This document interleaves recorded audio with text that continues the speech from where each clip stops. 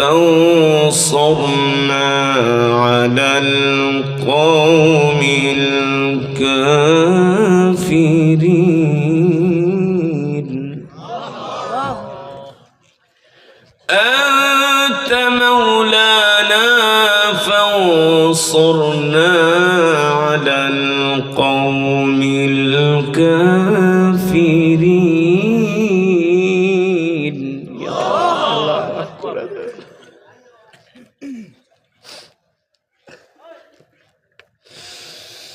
ربنا ولا تحملنا ما لا طاقة لنا به واعف عنا واغفر لنا وارحمنا أنت مولانا فانصرنا على القوم الكافرين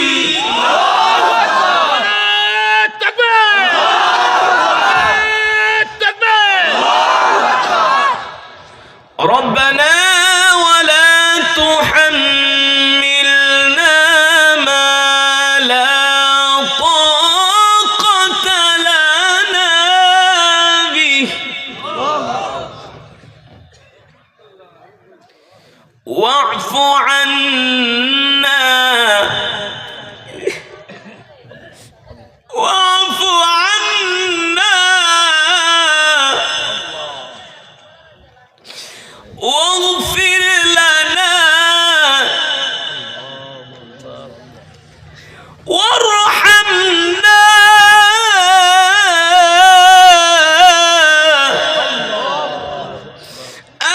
أنت مولانا أنت مولانا فانصرنا على القوم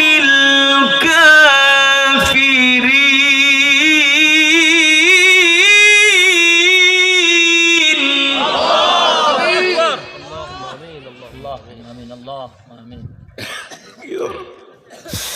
أنت مولانا فانصرنا على القوم الكافرين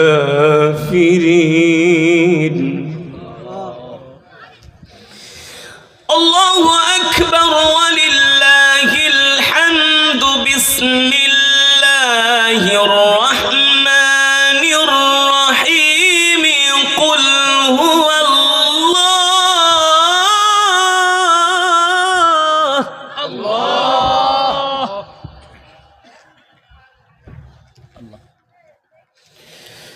بسم الله الرحمن الرحيم قل هو الله أحد الله الصمد لم يلد ولم يولد لم يلد ولم يولد ولم يكن له كفوا أحد بسم الله الرحمن الرحيم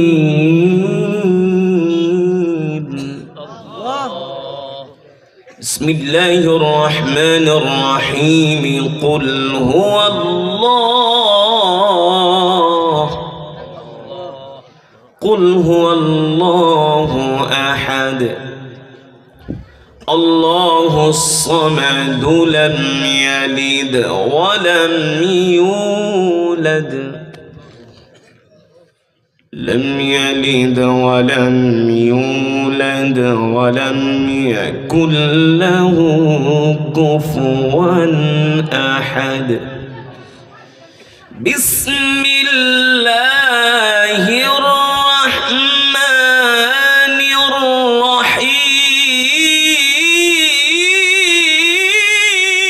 الرحيم الله أكبر بسم الله الرحمن الرحيم قل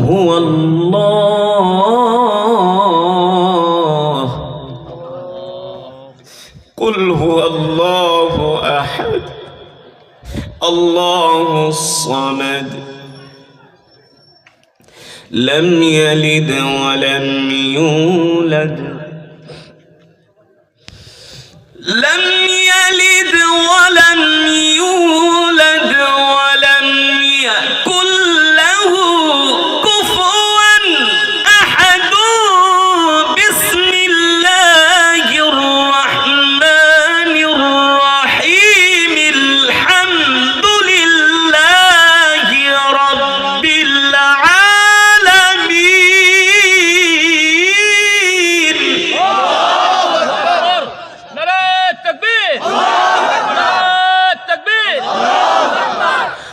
الحمد لله رب العالمين الرحمن الرحيم مالك يوم الدين مالك يوم الدين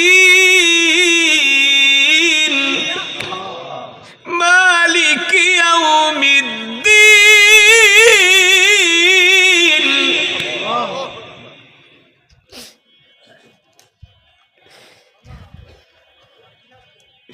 مالك يوم الدين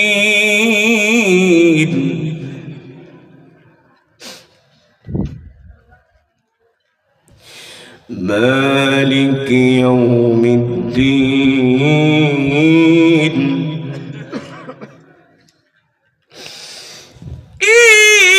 إياك نعبد وإياك نستعين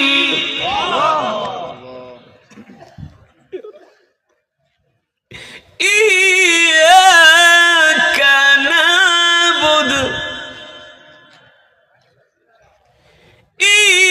إياك نعبد إياك نعبد وإياك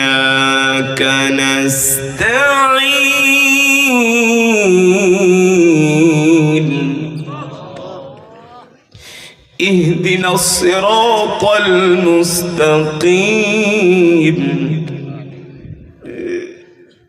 اهدنا الصراط المستقيم. الله آمين آمين آمين يا رب العالمين آمين يا رب العالمين. الله الله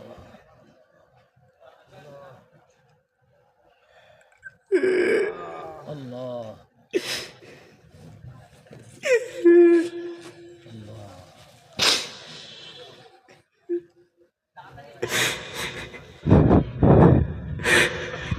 إياك نعبد وإياك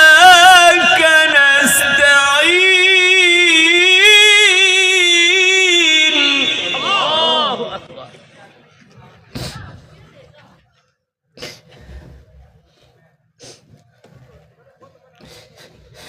اهدنا الصراط المستقيم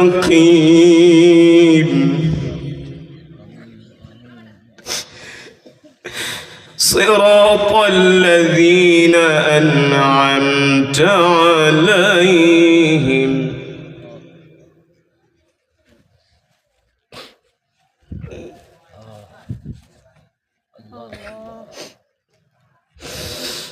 غير المغضوب عليهم ولا الضالين. بسم الله الرحمن الرحيم ألف لام ميم ذلك الكتاب لا ريب فيه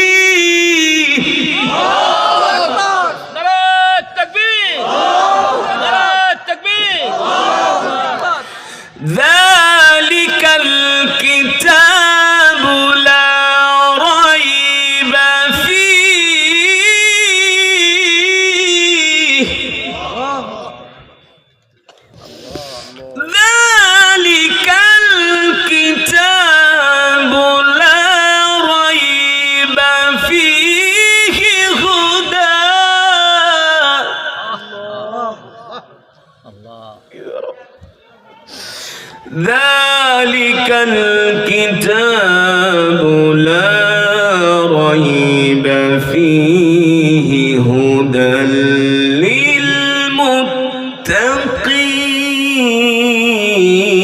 للمتقين ذلك الكتاب لا ريب فيه هدى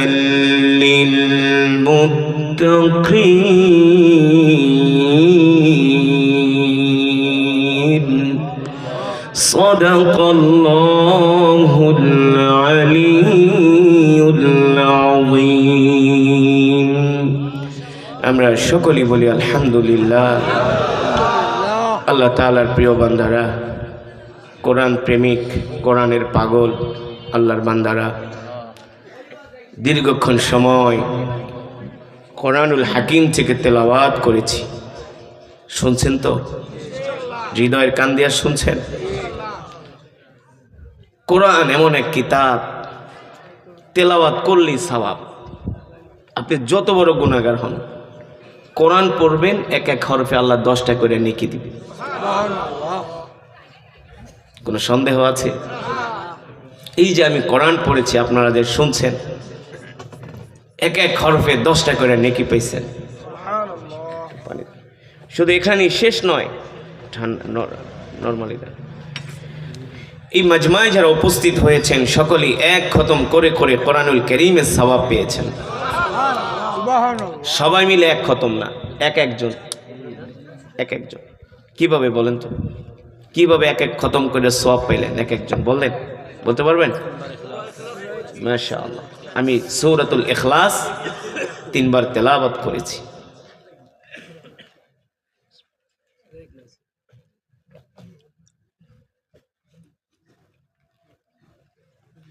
আল্লাহ রাসূল সাল্লাল্লাহু আলাইহি ওয়াসাল্লাম বলছেন,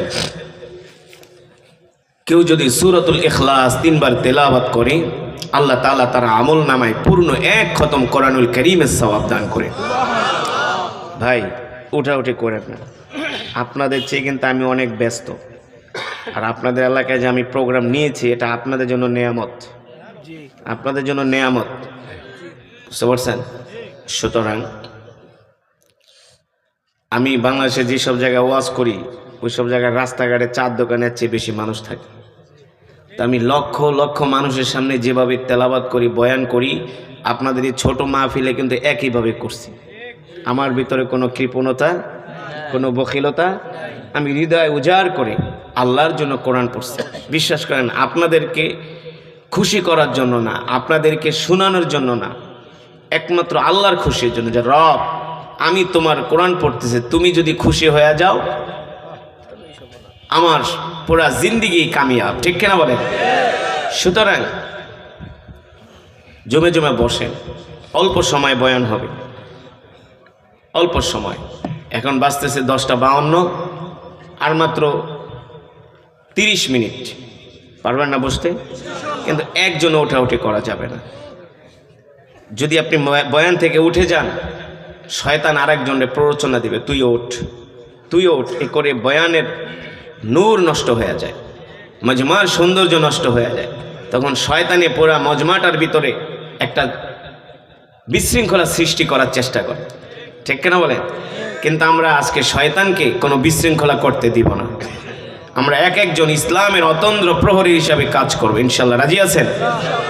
তাহলে কে ওঠাউঠি করবেন? আমার যুবক কলিজার টুকরা বন্ধুরা, তোমরা যে যেখানে দাঁড়ায় আসো, দাঁড়ায় থাকো, বসে থাকলে বসে থাকো, যারা রাস্তাঘাটে আছো চলে আসো।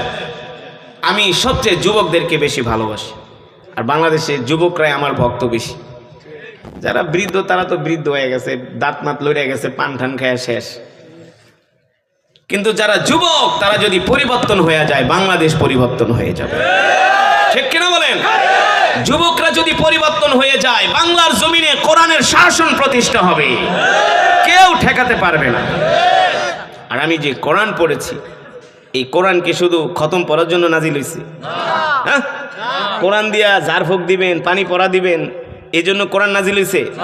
এত সোজা, এত সস্তা কি কোরআন নাকি মিয়া? এই কোরআন আল্লাহর জবানের কালাম, এই কোরআন আল্লাহর কালাম। আল্লাহ তাআলা কি বলছেন কোরআনে? আমরা তো মনে করি কোরআন একটা নাজিল হয়েছে, হুজুরের দাওয়াত দিমু, খতম পড়ামু, 500 করে টাকা দিয়া দিমু, কোরআনের হক আদায় হয়ে গেছে। এতই সোজা? তো সোজা না। কোরআন দিয়া জার ফুক দিবেন, এই কারণে কোরআন নাজিল হয় নাই। যুবক, কুল্লুকুম রাঈন ওয়া কুল্লুকুম মাসউলুন আন রাঈয়াতিহি। প্রত্যেকটা যুবককে আল্লাহর আদালতে হিসাব দিতে হবে। তুমি আমার জমিনে আমার রিজিক খায়া আমার কোরআনের পক্ষে কেন কথা বলো নাই? কেন?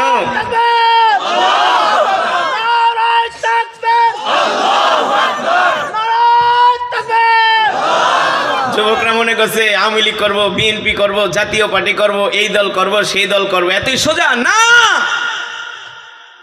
এত সোজা না। তুমি যদি অন্য অন্য দলের পিছনে এক রাত ঘোরো, আল্লাহর জমিনে কোরআনের রাজ কায়েম করার জন্য তোমাকে 1000 রাত ঘুরতে হবে। মনে করছেন একদিন মাহফিলে আসবেন আর তেলাওয়াত শুনে একটু মজা নিয়ে চলে যাবেন, এত সোজা না। এই কোরআনের জন্য আল্লাহ রসুলের সাহাবীরা রক্ত দিছে, জীবন দিছে, শহীদ হয়েছে, স্ত্রীকে বিধবা করছে, সন্তানকে এতিম করছে। এত সোজা না। খালি কোরআন দিয়ে ওয়াজ মাহফিল করবেন বছরে কয়েকটা, আর কোরআনের হক আদায় হয়ে যাবে নাকি? না। এই কোরআনের কথা বলার কারণে আল্লাহ রসুলকে তায়েফের ময়দানে মারতে মারতে কাফেররা বেহুশ করে ফেলেছে। এই কোরআনের জন্য, এই কোরআনের জন্য হযরতে বেলাল হাবশী রাত্রবেলা পালায়ে পালায়ে আল্লাহ রসুলের কাছে কোরআন শুনতে আসতো। মক্কার কাফেররা লোহার রড গরম করে করে হযরত বেলালের শরীরে সেকা দিছে, আর বলছে, বেলাল, মুহাম্মদের কাছে যাবি না, তোর গায়ে একটা ফুলের টোকাও দেওয়া হবে না, বল মুহাম্মদের কাছে যাবি না, কোরআন শুনবি না। বেলাল বলছে, তোদের মার খেতে খেতে মরে যাব, শহীদ হয়ে যাব, আল্লাহর কোরআন শোনা থেকে এক চুল পরিমাণ বেলালকে বিরত রাখতে পারবি না। কি মনে করছো যুবক? আমরা কেন চিল্লাই? আমরা কেন চিল্লাই? কারণ কি?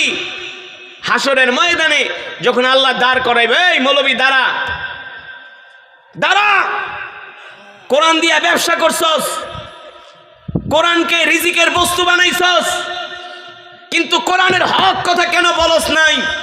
আলা লাহুল খালকু ওয়াল আমর, তাবারাকাল্লাহু রাব্বুল আলামিন। আল্লাহ তাআলা বলছেন, নবী মক্কার কাফেরদের সামনে দেখতহীন কণ্ঠে বুক উঁচু করে ঘোষণা করে দেন, এই মক্কার কাফেররা শুনে রাখো, আলা লাহুল খালকু ওয়াল আমর, সৃষ্টি যার, আইন চলবে তার, জমিন যার, বিধান চলবে তার। আজকে আমেরিকার কুফরি গণতন্ত্র দিয়া বাংলাদেশ রাষ্ট্র পরিচালনা হচ্ছে। আজকে বিচার ব্যবস্থার ভিতরে জালিয়াতি, মার্ডার কেসের আসামি 50,000 টাকার ভান্ডিল দিলে মার্ডার কেসের আসামি খালাস পাওয়া যায়, ঠিক কিনা বলেন? রাস্তাঘাটে চুরি হয়, ডাকাতি হয়, ছিনতাই হয়, প্রতিদিন রাতে ডাকাতি হয়, শিশু ধর্ষণ হয়, কোনো বিচার হয় না। কারণ কি? হবে না। এখন এই কথাগুলো বললে অনেকে বলবেন, হুজুর আপনি দিয়ে রাজনীতি শুরু করছেন। কোরআন কি রাজনীতির বাইরে নাকি মিয়া? কোরআন কি রাজনীতির বাহিরে? কোরআন পুরাটাই তো রাজনীতি, ঠিক কিনা বলেন?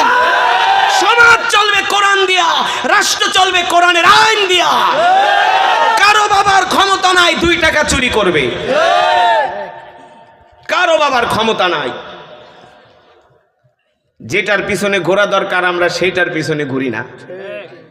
যেখানে গেলে শান্তি পাবো সেখানে আমরা শান্তির জায়গায় আমরা যাই না, আমরা অশান্তির জায়গায় যাই, ঠিক কিনা বলেন? রাগ করলেন? কোরআনে নরমও আছে, কোরআনে কান্নাও আছে, আবার গরমও আছে। কিছু মানুষ কয় হুজুরা খালি চিল্লা চিল্লা ওয়াজ করে। আরে মিয়া, তুমি কয়টা হাদিস পড়ছো? কয়টা হাদিস পড়ছো? আল্লাহ রসুল যখন মসজিদে নববীর মেম্বারে কাফেরদের বিরুদ্ধে হুঙ্কার দিতেন, তখন আল্লাহ রসুলের চেহারা মোবারক রক্তের মতো লাল হয়ে যেত। এতই সোজা। কোরআনে নরম ওয়াজও আছে, আবার গরম ওয়াজও আছে। সাইয়েদনা আবু বকর ছিলেন নরম, কি ছিলেন? হযরত ওমর ছিলেন গরম। কেমন গরম ছিল? ইবলিস শয়তান হযরত ওমরে দেখলে রাস্তা পরিবর্তন করে অন্য রাস্তা দিয়ে যেত, ওমর আইতে আছে, পিটায়া ঠ্যাং ভেঙে ফেলাইব। আর আমাদেরকে ইবলিস শয়তান দেখলে কি, আমি আর কি বড় শয়তান, আমি আর কি শয়তান, তুই আমার চেয়ে বড় শয়তান, ঠিক কিনা বলেন? আল্লাহর বান্দারা, আল্লাহ রাব্বুল আলামিন সে কথাই কোরআনুল কারীমের মধ্যে বলছেন, وَنُنَزِّلُ مِنَ الْقُرْآنِ مَا هُوَ شِفَاءٌ وَرَحْمَةٌ لِّلْمُؤْمِنِينَ وَلَا يَزِيدُ الظَّالِمِينَ إِلَّا خَسَارًا। আল্লাহ রাব্বুল আলামিন বলেন, নবী দুনিয়ার মানুষদেরকে বলে দেন, আমি আল্লাহ আপনার উপর যে কোরআন নাজিল করেছি, এই কোরআন আমি মুমিনের শেফার জন্য নাজিল করেছি। এই কোরআন আমি মুমিনের মুক্তির জন্য নাজিল করেছি। এই কোরআন হলো মুমিনের জন্য ঔষধ। এই কোরআন হলো মুমিনের জন্য মেডিসিন। একজন চোর যদি চুরি করে, দুনিয়ার কোনো আইন দিয়া, দুনিয়ার কোনো আদালত দিয়া ওই চোরের চুরি করা বন্ধ করতে পারবে না। একজন নেশাখোর যদি নেশা করে, তাকে দুনিয়ার কোনো আইন দিয়া, দুনিয়ার কোনো ডাক্তার দিয়া তাকে আপনি ভালো পথে আনতে পারবেন না। ওই চোর আর ওই ডাকাত, ওই নেশাখোরকে আপনি কোরআনের মেডিসিন প্রয়োগ করেন, দেখবেন এই কোরআনের মেডিসিন প্রয়োগ করার কারণে একজন চোর চুরি করা বন্ধ করে দিবে, একজন নেশাখোর নেশা খাওয়া ছেড়ে দিবে। ঠিক কিনা বলে?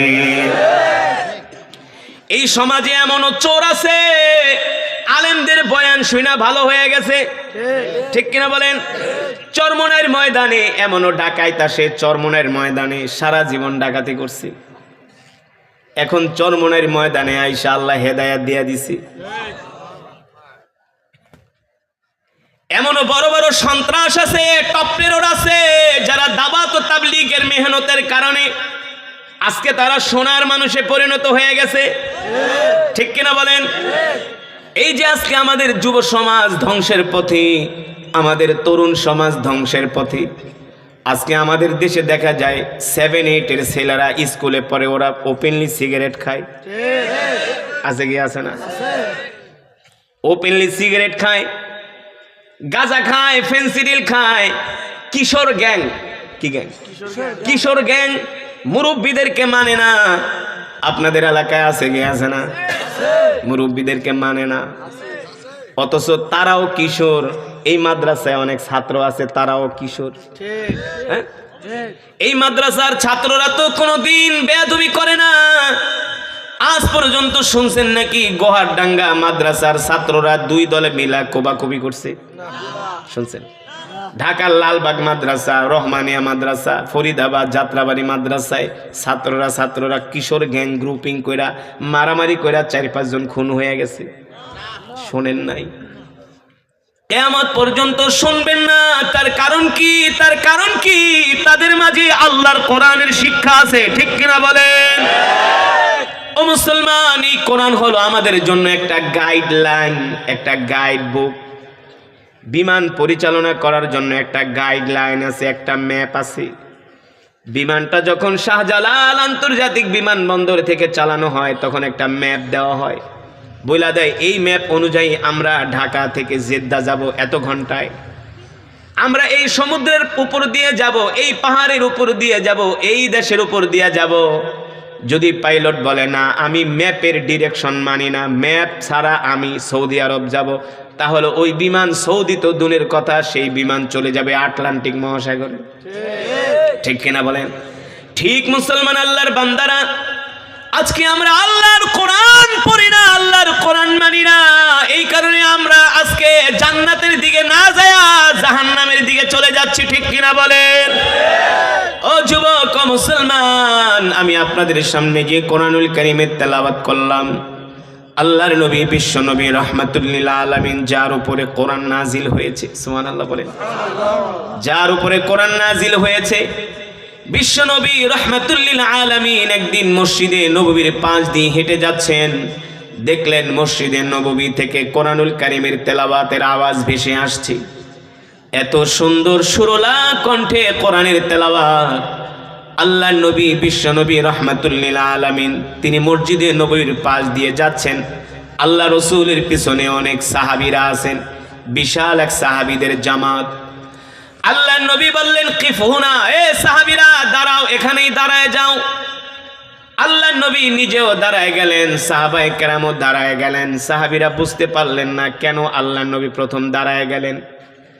আল্লাহ রসুল যখন দাঁড়ায় গেছেন, দাঁড়ায় দাঁড়ায় আল্লাহ রসুল শুনতেছেন মসজিদে নববী থেকে সুমধুর কণ্ঠে কোরআনের তেলাওয়াতের আওয়াজ ভেসে আসছে।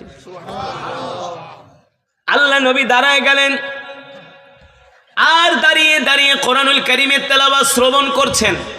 কে কে? আল্লাহ রসুল। আল্লাহ রসুল স্বয়ং দাঁড়ায় গেছে, পিছনে সাহাবীদের জামাত। আল্লাহ রসুল বললেন কিফুনা, দাঁড়াও, তোমরাও দাঁড়াও। আল্লাহ নবী রাহমাতুল্লিল আলামিন মসজিদে নবীর পাশে দাঁড়ায়া দাঁড়ায়া কোরআনুল কারীমের তেলাওয়াত শুনতেছে। এক পর্যায়ে আল্লাহ রসুল জিজ্ঞেস করলেন, এ সাহাবীরা, এত সুন্দর করে কে কোরআনুল কারীমের তেলাওয়াত করে? সাহাবায়ে কেরাম উত্তর দিলেন, ওগো আল্লাহর নবী, আপনার প্রিয় সাহাবী আবু মুসা আশআরী কোরআনুল কারীমের তেলাওয়াত করতেছে। আল্লাহর নবী বললেন, আমার সাহাবী আবু মুসা এত সুন্দর করে কোরআন পড়ে? বলে হ্যাঁ। আল্লাহর নবী বলে, তাহলে দাঁড়াও, তোমরা দাঁড়ায় যাও, আমিও দাঁড়ায় যাই। যতক্ষণ আমার সাহাবী কোরআন পড়বে ততক্ষণ আমি কোরআন শুনবো। আল্লাহর নবী যদি দাঁড়ায় দাঁড়ায় কোরআন শুনতে পারে, সাহাবী আবু বকরের মতো জান্নাতি সাহাবী, ওমরের মতো জান্নাতি সাহাবী, হযরত ওসমান ইবনে আফফান রাদিয়াল্লাহু তাআলা আনহুর মতো জান্নাতি সাহাবীরা যদি দাঁড়ায়া দাঁড়ায়া কোরআন শুনতে পারে, আর আপনি আমি মুসলমান তো কোরআন সারাদিন নিয়ে বসে থাকার কথা। স্বয়ং আল্লাহর নবী যার উপরে কোরআন নাজিল হয়েছে সে দাঁড়ায় দাঁড়ায় কোরআন শুনতেছে। মিয়া কি মনে করছেন কোরআন হলো আল্লাহর কালাম? আল্লাহর নবী বিশ্ব নবী রাহমাতুল্লিল আলামিন বলেন, যতক্ষণ পর্যন্ত তোমরা কোরআন পড়বে ততক্ষণ পর্যন্ত সরাসরি আল্লাহ তাআলার সাথে কথা বলবে। জোরে বলেন সুবহানাল্লাহ। কোরআন এত দামি কিতাব, এই কোরআনের সাথে যে সম্পর্ক করেছে আল্লাহ তাআলা তার মর্যাদা বাড়ায় দিয়েছে। সৌদি আরবে মক্কাতুল মুকাররমার যিনি হেড অফ কন্ট্রোল, বাইতুল্লাহর প্রধান খতিব শেখ আব্দুর রহমান আস-সুদাইস, না বাদশাহ সালমানের চেয়েও তার মর্যাদা বেশি। কথা কথা, বাদশাহ সালমান তো তার একটা পশমের কাছে কোনোদিন আসতে পারবে না। কি রাজকীয় ভাব না! যখন কোরআন পড়ে মনে হয় আসমান থেকে কোরআন নাজিল হয়। আল্লাহু আকবার। এ যুবক, দুনিয়ার মানুষের জবানে যদি কোরআন এত সুন্দর হয়, যেই দিন জান্নাতের মধ্যে আমার রব নিজের কুদরতি কণ্ঠ দিয়ে কোরআন পড়বে, সেই দিন কি অবস্থাটা হবে? জোরে বলেন সুবহানাল্লাহ। এই যে আমি যখন কোরআনুল কারীমের তেলাওয়াত শুরু করেছিলাম, অনেক আল্লাহর বান্দারা তেলাওয়াত শুনে দৌড়ায় দৌড়ায় আসছে না? আবার অনেকে কিন্তু আসে নাই। কোনটায় আসে নাই? যে আসছে তার ইমানের পাওয়ার আছে। কোরআন শোনার পরে তার অন্তরের ভিতরে আল্লাহর মায়া, আল্লাহর ভয় সৃষ্টি হয়ে গেছে। এটা আমি বলি না, আল্লাহ নিজে বলছেন, ওয়া ইযা তুলিয়াত আলাইহিম আয়াতুহু যাদাতুহুম ঈমানা।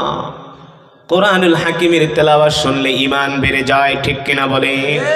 কি বেড়ে যায়? মুসলমান আর যারা কোরআনের আওয়াজ শোনার পরেও কোরআনের মাজমায় আসে নাই, তাদের ঈমানের পাওয়ার নাই, তাদের ঈমান দুর্বল হয়ে গেছে। কি দুর্বল হয়ে গেছে? ঈমান দুর্বল হয়ে গেছে। এ কপাল পোড়া গরু খাওয়া মুসলমান, বিড়ি খাওয়াই না মুসলমান, গাঞ্জটি মুসলমান, হারামখোর কোথাকার।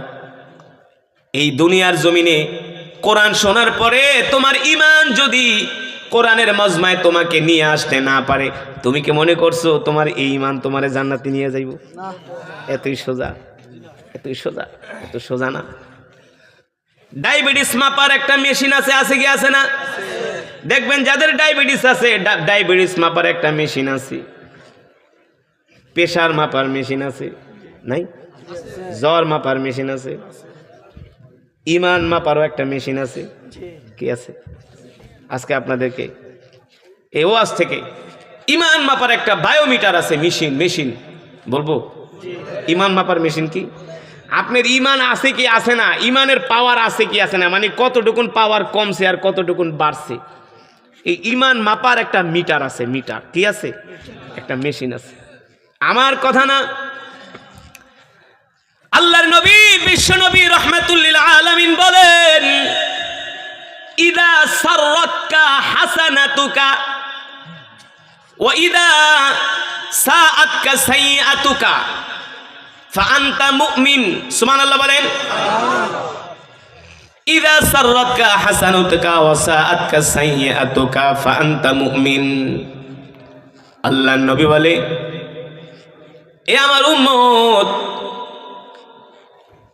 নেক কাজ করার পরে, ভালো কাজ করার পরে, কোরআন পড়ার পরে, জিকির করার পরে, নামাজ পড়ার পরে যদি তোমার দিলের মধ্যে শান্তি লাগে, কি লাগে, তাহলে বুঝবা তোমার ইমানের পাওয়ার আছে।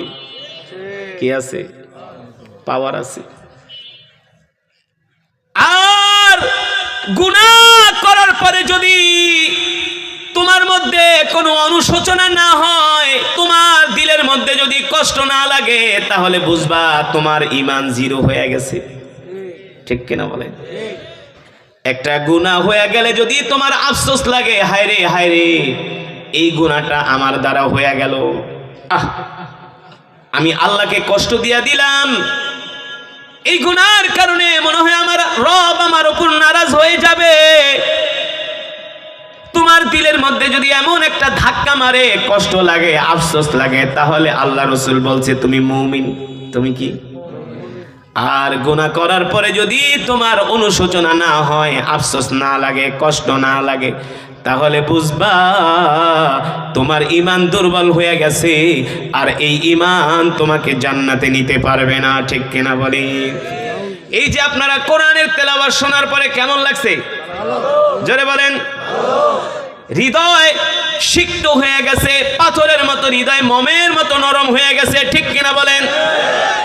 চোখ দিয়া পানি চলে আসছে, চোখ দিয়া পানি চলে আসছে। যদি তোমার হৃদয়ের অবস্থা এমন হয়, তোমার দিলের অবস্থা এমন হয়, আল্লাহর নবী বলে উম্মত, তাহলে তুমি মুমিন।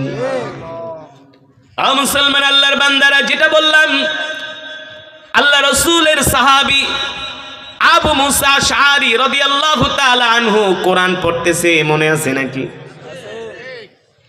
আল্লাহর নবী দাঁড়ায় দাঁড়ায় কোরআন শুনতেছে, আল্লাহ রসুল দাঁড়ায় দাঁড়ায় কোরআন শুনতেছে, এক কদম আগায়ও না পিছায়ও না, যেখানে দাঁড়ানো সেখানেই দাঁড়ায় আছে। আমরা হইলে তো কইলাম পিছেতে চল ভাগি, পিছেতে। এই যে কয়েকজন ছিল পিছেতে ভাগছে, এদের ইমানের পাওয়ার নাই। কি নাই? শয়তানে ডাকতে আছে, শয়তানে ডাকে কব, দোস্ত আজকে যেই কোরআন তেলাওয়াত শুনছো, তোমার গুনাহ মাফ হয়ে গেছে, তুমি বেহেশতে গেছো, আর ও আর শোনার দরকার নেই, বাইরে আসো। বাইরে নিয়ে ইবলিস শয়তান হাতের ভিতরে মোবাইল আর বিড়ি ধরায় দেয়া কবে টানতে টানতে বাড়িতে যাও গা। এত সোজা না। দেখবেন গুনার কাজ করার সময় দিলের মধ্যে অনেক খুশি লাগে।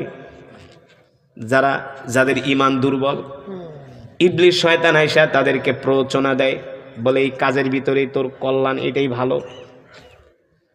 সারা রাত গল্প করে, ঘুমায় না ঘুমায় না ঘুমায় না ঘুমায় না, গল্প করে, শরীরে এনার্জি, কি শক্তি, রাত ৩টা ৪টা পর্যন্ত গল্প করে, সিনেমা দেখে, মোবাইল টিপে, কথা কয়।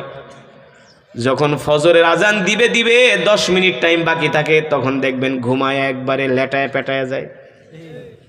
কারণ কি? কারণ হইল ইবলিস শয়তান আইসা শরীর মাসাজ করে দেয়।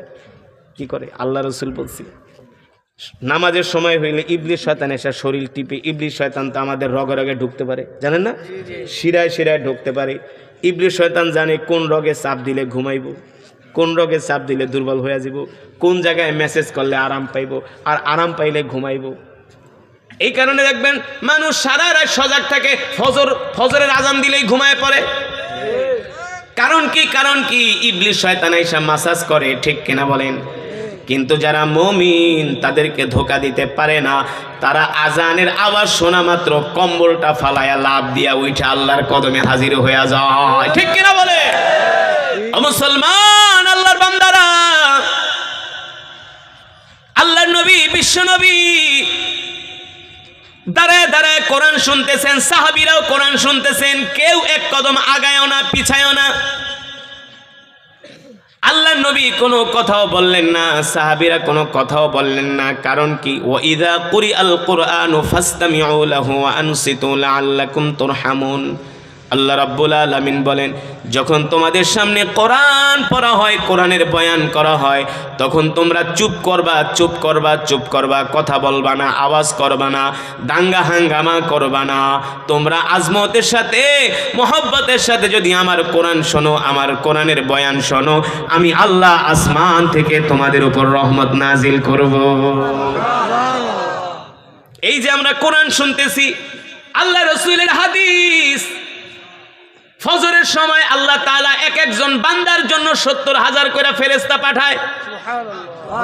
এক একজন বান্দার জন্য মিনাল ফজর ইলাল মাগরিব, ফজরের পরে আল্লাহ তাআলা এক একজন বান্দার জন্য ৭০,০০০ করে ফেরেশতা পাঠায়। আল্লাহ তাআলা দায়িত্ব দেয়, এ ফেরেশতারা যা যা আমার প্রত্যেকটা বান্দাকে যায় দেখ আমার বান্দারা কি করে। যারা ফজরের নামাজ পড়ে, জিকির করে, কোরআন পড়ে, তাসবিহ পড়ে, আল্লাহর হুকুম মানে, দ্বীনের দাওয়াত দেয়। ফেরেশতারা আয়েশা যখন ভালো কাজের মধ্যে দেখে, যখন তাদের ডিউটি শেষ হয়ে যায়, এই ৭০,০০০ ফেরেশতাকে আল্লাহ তাআলা এক একজনের জন্য প্রতিদিন পাঠায়। এই ৭০,০০০ ফেরেশতা দুনিয়াতে একবারই আসে, তারা আর শিডিউল পায় না, আর জীবনে কোনোদিন তারা দুনিয়াতে আসতে পারবে না। তাদের দায়িত্ব একদিনের জন্য, তাদের দায়িত্ব। মানুষের দায়িত্ব যখন ১ ঘন্টা একদিনের জন্য হয়ে যায়, তখন কিন্তু সে দায়িত্বটা মন দিয়া পালন করে। আর তারা তো আল্লাহর ফেরেশতা, জমিনে আসে, ফজরের পরে ঘোরে, মসজিদে যায়, দেখে কোনো বান্দা আছে কিনা, মাদ্রাসায় যায় আছে কিনা, খানকায় যায়, চায়ের দোকানে যায়, বাজারে যায়, ঘাটে যায়, দেখে কোন বান্দা কি করে কি করে। যখন মাগরিব হয়ে যায়, আল্লাহ তাআলা ডাক দেয়, এ ফেরেশতা আয় আয়, তুই যে ফজরের সময় দুনিয়াতে গেলি, আমার কামালউদ্দিন, আমার জামালউদ্দিন, আমার আব্দুর রহমান রে কোন অবস্থায় দেখছস? ফেরেশতারা ডাক দিয়ে বলে, আল্লাহ, যে দেখি আপনার বান্দা কামালউদ্দিন, জামালউদ্দিন, আব্দুর রহমান ফজরের নামাজ পড়া মসজিদে বৈশা বৈশা জিকির করতেছে। আল্লাহ রাব্বুল আলামিন ডাক দিয়া বলে, ফেরেশতারা রে, তুই আমার বান্দাকে দেখছস? আমার বান্দা কোরআন পড়তেছে, জিকির করতেছে। তোর দায়িত্ব হলো কিয়ামত পর্যন্ত তুই ৭০,০০০ ফেরেশতা তোরা আমার এই বান্দার জন্য মাগফিরাতের দোয়া করতে থাকবি। আবার যখন মাগরিবের পরে ৭০,০০০ ফেরেশতা নাজিল হয় ফজর পর্যন্ত, আল্লাহ তাআলার ফেরেশতারা এলাকার মাঠে ঘাটে ঘুরে, রাস্তায় ঘুরে, দেখি আমরা কি করি। এই যে আপনারা কোরআনের মজমায় বৈশা বৈশা কোরআনের বয়ান, কোরআনের তেলাওয়াত শুনতেছেন, এই ফেরেশতারা যখন ফজর হয়ে যাবে, আল্লাহ ডাক দিয়া বলবে, ফেরেশতা বল বল আমার বান্দাদেরকে কোন অবস্থায় দেখছস? তখন ফেরেশতারা বলবে, আল্লাহ, অমুক গ্রামের অমুক জায়গায় একটা কোরআনের মাহফিল হইছে, আমরা কিন্তু আপনার বান্দাদের কাজায়া দেখছি, আপনার শত শত বান্দারা কোরআনের তেলাওয়াত শুনতেছি। আল্লাহ তাআলা বলবে, এ ফেরেশতারা, তোদের দায়িত্ব হলো তোরা কিয়ামত পর্যন্ত আমার ওই বান্দাদের জন্য দোয়া করতে থাকবি। আল্লাহু আকবার, জোরে বলেন আল্লাহু আকবার। ও মুসলমান, আল্লাহর বান্দারা, ফেরেশতারা আমাদের জন্য মাগফিরাতের দোয়া করে, আমাদের জন্য ক্ষমা প্রার্থনা করে। আল্লাহর নবী, বিশ্ব নবী রাহমাতুল লিল আলামিন, ওই যে দাঁড়ায় দাঁড়ায় কোরআন শুনতেছে, এক কদম আগায়ও না, এক কদম পিছেও না, জায়গার মধ্যে আল্লাহর নবী দাঁড়ায় আছে, ওইদিকে সাহাবী কোরআন পড়তেছে। আল্লাহর নবী তো আর জানে না সাহাবী কতক্ষণ পর্যন্ত কোরআন পড়বে, জানে? আমরা হলে তো বলতাম, হুজুর চলেন, শোনা হয়ে গেছে, আর দরকার নেই। আল্লাহর নবী তো আর জানে না সাহাবী কতক্ষণ কোরআন পড়বে, কিন্তু আল্লাহ রাসূল দাঁড়াই আছেন, দাঁড়াই আছেন, দাঁড়াই আছেন, সাহাবীও পড়তে আছে, পড়তে আছে, পড়তে আছে। ঘন্টার পর ঘন্টা চলে যায়, আল্লাহ নবী দাঁড়ায় দাঁড়ায় কোরআন শোনে। যখন সাহাবীর কোরআন তেলাওয়াত শেষ হয়ে যায়, আল্লাহ নবী ডাক দিয়ে বলে, সাহাবী, এতক্ষণ পর্যন্ত আমার কোন সাহাবী কোরআন পড়লো? সাহাবায়ে কেরাম বলে, ও আল্লাহর নবী, কোরআনের কারি আবু মুসা আশআরী কোরআন পড়েছে। আল্লাহ নবী বলে, যাও তাকে ডাক দিয়ে আমার কাছে নিয়ে আসো। সুবহানাল্লাহ। কে বললেন? কে বললেন? আল্লাহ রাসূল। যাও সাহাবীকে আমার কাছে ডাক দিয়ে নিয়ে আসো। সাহাবী আবু মুসা আশআরী রাদিয়াল্লাহু তাআলা আনহুকে ডাক দিয়ে না হলো, ডাক দিয়া না হলো। আল্লাহ নবী প্রশ্ন করলেন, আনতা করাতা, তুমি কি এতক্ষণ পর্যন্ত কোরআন পড়তেছিলা? আনতা করাতা ফিল কোরআন, তুমি কি এতক্ষণ পর্যন্ত কোরআন পড়তেছিলা? সাহাবী বলে, ওগো আল্লাহর নবী, নাম, এতক্ষণ পর্যন্ত আমি কোরআন পড়তেছিলাম। আল্লাহর নবী বলে, সাহাবী রে, তুমি কি জানো, তুমি কি জানো, যতক্ষণ পর্যন্ত তুমি কোরআন তেলাওয়াত করেছো, আমি ততক্ষণ পর্যন্ত দাঁড়িয়ে দাঁড়িয়ে তোমার তেলাওয়াত শুনেছি। সুবহানাল্লাহ বলবেন না? আল্লাহর নবী দাঁড়ায় দাঁড়ায় কোরআন শুনছে, আর আপনি আমি ধৈর্য নাই, সবর নাই, হতাশ হয়ে যায়, মসজিদে যায় বসতে চাই না। জুমার দিনও মসজিদে যায় 1:20, 12:30 জুমার দিনে মসজিদে যায় না, আগে আগে যায় না, যায় খুতবা শেষ হওয়ার পরে 1:25। আছে কি আছে না? এমন মুসলি নাই? জুমার নামাজ সপ্তাহে একদিন পরে, ওক্তের নামাজ তো পড়েই না, এটা তো বাদই দিলাম, পড়ে না। জুমার দিনও যায় 1:20-25, ধৈর্য নাই। ইমাম সাহেব যদি একটু লম্বা বয়ান করে, হুজুরের দিকে চোখ বড় বড় করে তাকায়, আবার হুজুরের নির্দেশ দেয়, হুজুর ওয়াজ এত লম্বা করলেন কে, মোনাজাত এত লম্বা করলেন কে? ধৈর্য নাই, সবর নাই। ওয়াজ মাহফিলে এসে একটু সময় দিবে, সবর নাই, ধৈর্য নাই, হতাশ হয়ে যায়, পেরেশান হয়ে যায়। অথচ আল্লাহ নবী দাঁড়ায়া দাঁড়ায়া সাহাবীর তেলাওয়াত শুনছে, বিরক্ত হয়েছে, বলে নাই যাও আমার সাহাবীর তেলাওয়াত বন্ধ করে আমার কাছে আসতে বলো। না না না, বলে নাই, বলে নাই। আল্লাহর রাসূল দাঁড়ায়া দাঁড়ায়া সাহাবীর তেলাওয়াত শুনছি। যখন তেলাওয়াত শেষ হয়েছে, আল্লাহর নবী ডাক দিছে, আসো। আবু মুসা আশআরী, তুমি কি এতক্ষণ পর্যন্ত কোরআন পড়তেছিলা? সাহাবী আবু মুসা আশআরী বলে, গো আল্লাহর রাসূল, যেই কোরআন আপনার উপর নাজিল হয়েছে, আপনি যেই কোরআনের মালিক, আমি এতক্ষণ পর্যন্ত সেই কোরআন তেলাওয়াত করতেছিলাম। আল্লাহ নবী, বিশ্ব নবী বলে, সাহাবী রে, তুমি কি জানো, যতক্ষণ পর্যন্ত তুমি কোরআনুল কারীমের তেলাওয়াত করেছো, ততক্ষণ পর্যন্ত আমি দাঁড়িয়ে দাঁড়িয়ে আমার সাহাবীরা তোমার তেলাওয়াত শ্রবণ করেছি। এই কথা শোনার পরে সাহাবী আবু মুসা আশআরী কান্না করে দিছে, চোখ দিয়ে পানি পড়তেছে। আল্লাহ নবী বলে, লিমা তাবকি ইয়া আবু মুসা আশআরী, তুমি কাঁদো কেন? আমি কি তোমারে কোনো কষ্ট দিছি নাকি? তুমি কান্না করছো কেন?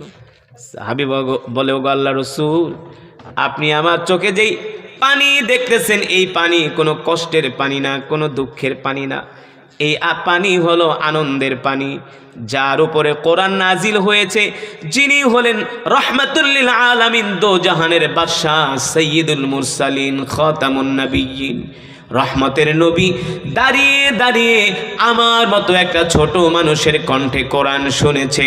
আসমানের নিচে জমিনের উপরে আমার কাছে এর চাইতে আর খুশির খবর হতে পারে না। আল্লাহ রাসূল বলে, সাহাবী দেখেন আমার নবী কত চমৎকার নবী ছিল, দেখেন আমার নবী কত চমৎকার নবী। আল্লাহু আকবার। রান্নাঘর থেকে সংসদ পর্যন্ত, শিশুকাল থেকে কবরে যাওয়ার আগ পর্যন্ত কিভাবে চলতে হবে, কিভাবে খেতে হবে, কিভাবে হাঁটতে হবে, কিভাবে চলতে হবে, কিভাবে বাঁচতে হবে, কিভাবে রাষ্ট্র চালাতে হবে, কিভাবে সমাজ চালাতে হবে, কিভাবে ব্যবসা করতে হবে, কিভাবে চিকিৎসা করতে হবে, কিভাবে পরিবারকে মেনটেন করতে হবে, সব কিছু আপনার আমার নবী শিখায় গেছে। শিখায় নাই? এমন কিছু নাই, এমন কিছু নাই আল্লাহ রসুল আমাদেরকে শিখায় যায়নি। এখানে আল্লাহ রসুল দেখেন তার হৃদয়, তার মন কত প্রশস্ত, তিনি মানুষদেরকে কত ভালোবাসতেন, তার বিনয়তা কাকে ছিল, তার উদারতা কেমন ছিল। আমরা তো মানুষের প্রশংসা করতে চাই না, ঠিক না? একটা মানুষ ভালো কাজ করলে প্রশংসা করতে চাই না, তাকে উৎসাহ দিতে চাই না, আমরা আরও তার পিছের থেকে টাইনা ধরি। কেউ একটু টাকা পয়সার মালিক হইতেছে, ষড়যন্ত্র করে ওরে 2টা মামলা ঢুকায় দেয়, ওরে মামলায় ঢুকায় দেয়, ষড়যন্ত্র করে। এক চাস্তো ভাই বড় লোক হইতেছে, আরেকজন গরিব, ওর বিরুদ্ধে ষড়যন্ত্র। আমরা মানুষের ভালো চাই না, মানুষ ভালো করুক এটা আমরা চাই না, মানুষের ভালো আমরা দেখতে পারি না। কিন্তু আল্লাহ রসুল রাহমাতুল লিল আলামিন কত সুন্দর তার বিনয়তা, ভদ্রতা। আল্লাহু আকবার। মানুষের প্রতি দয়া কাকে বলে? ছোট একটা বাচ্চা সাহাবী আবু মুসা আশআরী বলতেছে, সাহাবী রে, আমি কিন্তু দাঁড়ায় দাঁড়ায় তোমার তেলাওয়াত শুনছি। সাহাবী কান্না করে দিছে। কাঁদো কেন? বলে, শোনেন, আপনি দাঁড়ায় দাঁড়ায় আমার তেলাওয়াত শুনছেন, আমার কাছে এর চাইতে আর খুশির খবর হতে পারে? আল্লাহ রসুল বলে, সাহাবী তুমি কি জানো এই যে এত সুন্দর করে তুমি কোরআন পড়ো, আল্লাহ তোমার জন্য কি নেয়ামত রাখছে? সাহাবী বলে, আল্লাহ আল্লাহ রসুলই ভালো জানেন। সাহাবী, আল্লাহ আল্লাহ রসুলই ভালো জানেন। এই কথা বলার পরে আল্লাহ রসুল বলে, সাহাবী রে, এই যে তুমি এত সুন্দর করে কোরআন পড়ো, মানুষদেরকে কোরআন শোনাও, এই জন্য আল্লাহ তাআলা তোমার জন্য জান্নাত রেডি করে রাখছে। জান্নাত রেডি করে রাখছে। যদি সহজে জান্নাতে যেতে চান, আল্লাহর কোরআন শিখেন, আল্লাহর কোরআন পড়েন। ইদা উদি আল মাইয়িতু ফি কবরিহি জা আল কোরআন ইনদা রাসিহি। বাবারা, ভাইয়েরা, যুবকরা, মা বোন, ভালো করে শুনে রাখেন, এই পৃথিবী আমাদের থাকার জায়গা না। যে কোনো সময় মালাকুল মউত আমাদেরকে পাকড়াও করবে, ঠিক কিনা বলেন? যে কোনো সময় মৃত্যু চলে আসবে। এই মৃত্যু থেকে কেউ বাঁচতে পারে নাই, আমরাও বাঁচতে পারবো না। কিন্তু একবারও কি চিন্তা করেছি ওই অন্ধকার কবরে আমরা কিভাবে থাকব? ওই অন্ধকার ঘরে আমরা কিভাবে থাকব? ওই ঘরে আমরা কিভাবে সময় কাটাবো? কিভাবে? ওই ঘরে তো আমাদের কেউ সাথী হবে না, সঙ্গী হবে না। কি হবে ওই ঘরে আমাদের? ওই কবর, অন্ধকার কবরে যদি আপনি শান্তিতে থাকতে চান, নিরাপত্তার সাথে থাকতে চান, আনন্দের সাথে থাকতে চান, আল্লাহ রসুল বলে, উম্মত তুমি আল্লাহর কোরআন পড়ো, আল্লাহর কোরআনকে ভালোবাসো, আল্লাহর কোরআন অনুযায়ী জিন্দিগিটাকে পরিচালনা করো। যখন তুমি ইন্তেকাল করবা, তোমাকে যখন কবরের মধ্যে শোয়াবে, ইদা উদি আল মাইয়িতু ফি কবরিহি জা আল কোরআন ইনদা রাসিহি, তোমাকে কবরে ঢুকানোর সাথে সাথে তোমার কবরের উপরে বাঁশ দিয়ে, বাঁশের চাটাই বিছানোর সাথে সাথে, কলা পাতা দিয়া, মাটি দিয়া কবরটাকে ঢেকে দেওয়ার সাথে সাথে আল্লাহর কোরআন তোমার কবরে যে তোমার মাথার সামনে দাঁড়াইয়ে তোমার কবরটাকে আলোকিত করবে, তোমার কবরটাকে আলোকিত করবে। ওই কবরে তোমার কোনো চিন্তা থাকবে না, তোমার কোনো ভাবনা থাকবে না, কোনো পেরেশানি থাকবে না। আল্লাহর কোরআন তোমাকে পাহারা দিবে। সুবহানাল্লাহ বলেন।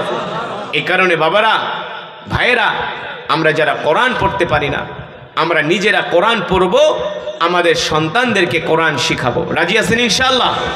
যারা কোরআন পড়তে পারেন না, শোনেন, প্রতিদিন পারলে এক পারা, না পারলে কয়েক পৃষ্ঠা, না পারলে কয়েক আয়াত আপনি আপনার ইবাদতের মধ্যে আল্লাহর কোরআনের তেলাওয়াতটাকে রাখেন প্রতিদিন, এভরিডে, কোনোদিন ছাড়বেন না। মৃত্যুর আগ পর্যন্ত মোবাইলে এখন অ্যাপসের মাধ্যমে কোরআন পড়া যায়। আপনি মোবাইল দেখে দেখে কয়েক পৃষ্ঠা পড়েন, কয়েক আয়াত পড়েন। অর্থাৎ যদি আপনার এই দিন মৃত্যু হয়ে যায়, যাতে কোরআনুল কারীমের একটু তেলাওয়াতের আমল যাতে আপনার আমল নামার ভিতরে থাকে, এই উসিলায় আল্লাহ তাআলা আপনাকে আমাকে ক্ষমা করে দিতে পারে। এই কারণে আমরা নিজেরাও কোরআন পড়ব, আমাদের সন্তানদেরকেও কোরআন শিখাবো, আমাদের ঘরওয়ালি, আমাদের কন্যা সন্তানদেরকে আমরা কোরআন শিখাবো, কোরআন পড়ব। আমাদের সমাজ হবে কোরআনের সমাজ, আমাদের ঘর হবে কোরআনের ঘর। রাজি আছেন ইনশাআল্লাহ? আল্লাহ রসুল বলছেন, যেই ঘরে কোরআন নাই ওই ঘরটা হলো একটা বিরান ভূমি। যেই ঘরে কোরআন নাই সেই ঘরে শয়তান বাসা বাঁধে, আর যেই ঘরে কোরআনের তেলাওয়াত আছে ওই ঘরে আল্লাহর রহমত নাজিল হয়। এই কারণে আজ থেকে আমরা ওয়াদা করব, জীবনে যতদিন বাঁচবো 5 ওয়াক্ত নামাজ পড়বো, আল্লাহর কোরআন শিখবো, আল্লাহর কোরআন পড়বো। রাজি আছেন ইনশাআল্লাহ? কে কে আল্লাহর কোরআন শিখবেন হাত উঠান। 5 ওয়াক্ত নামাজ কে কে পড়বেন হাত উঠান। ডাক দেন, ইয়া আল্লাহ। আরো জোরে বলেন, ইয়া আল্লাহ। ওয়াদা করলাম আপনার কোরআন শিখবো, 5 ওয়াক্ত নামাজ পড়বো। আল্লাহ আমাদের তৌফিক দেন, আল্লাহ আমাদের তৌফিক দেন, আল্লাহ আমাদের কবুল করে নেন। বলি আমিন। আরো জোরে সরে বলি আমিন। হাত নামান। 5টা ওয়াক্ত নামাজ পড়বেন আর কোরআনুল কারীমের তেলাওয়াত করবেন। গুনাহ থেকে বেঁচে থাকবেন, হারাম থেকে বেঁচে থাকবেন। দেখবেন ইন্তেকালের সাথে সাথে আল্লাহ তাআলা আপনার আমার কবরটাকে জান্নাতের বাগান বানিয়ে দিবে। ঠিক কিনা বলেন? কারণ এই পৃথিবীতে আমরা কেউ থাকতে পারবো না, একদিন এই পৃথিবী ছেড়ে আমাদের চলে যেতে হবে, যাতে আল্লাহর কোরআন পড়তে পড়তে আমরা মরতে পারি। আল্লাহ তাআলা আমাদের সকলকে তৌফিক দান করুন। আজকে যে মাদ্রাসার উদ্যোগে মাহফিল, এই মাদ্রাসাকে আল্লাহ তাআলা কিয়ামত পর্যন্ত কবুল করুন। এখনই আমরা দোয়া করব 1 মিনিটের মধ্যে। এবার বলেন, আজকের মাহফিলে এসে আপনারা খুশি নাকি বেজার?